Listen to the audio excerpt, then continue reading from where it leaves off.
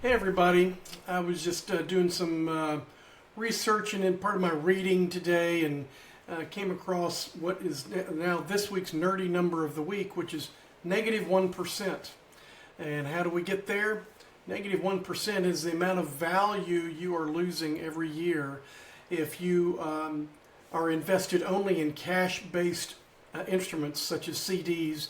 And I get there because the current rate of inflation from our last report is 2.67, and the average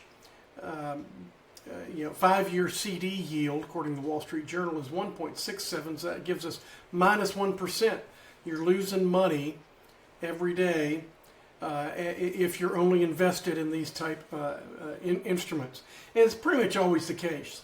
There's always a place for CDs and cash and money markets and things like that. But the broader point is that unless you're truly invested in growth assets, cash flowing, or things that will take a longer time to produce a capital gain, you're probably losing money.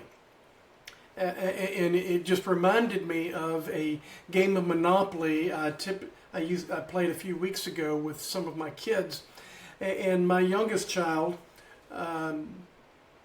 immediately spent all their money. Every time they landed on something, they bought a piece of property. And I love the passion and the enthusiasm with the right idea, but there was no discipline. One of my other children took the complete opposite tack, and they simply went around the board, never bought a thing, paid rent, collected their $200, tried to stay out of jail. Occasionally they'd lend on free parking, and the way we play is you get a pile of money that goes in, that you get when you land on free parking. After several rounds around the board, they were both broke. So the one that didn't take any risk ultimately went broke, and the one that took every possible risk went broke. And so you ended up with the same result. So what's the difference? The point is, investing is something that must be done deliberately, slowly, over time, as your cash flow allows. I do recall several years ago there were some CDs that were 5.5%, and those looked great.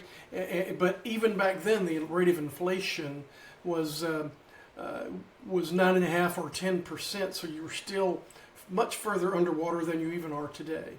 So just please keep that in mind as you're thinking about what to do when all those 5-year CDs start to mature in the next 18 to 24 months.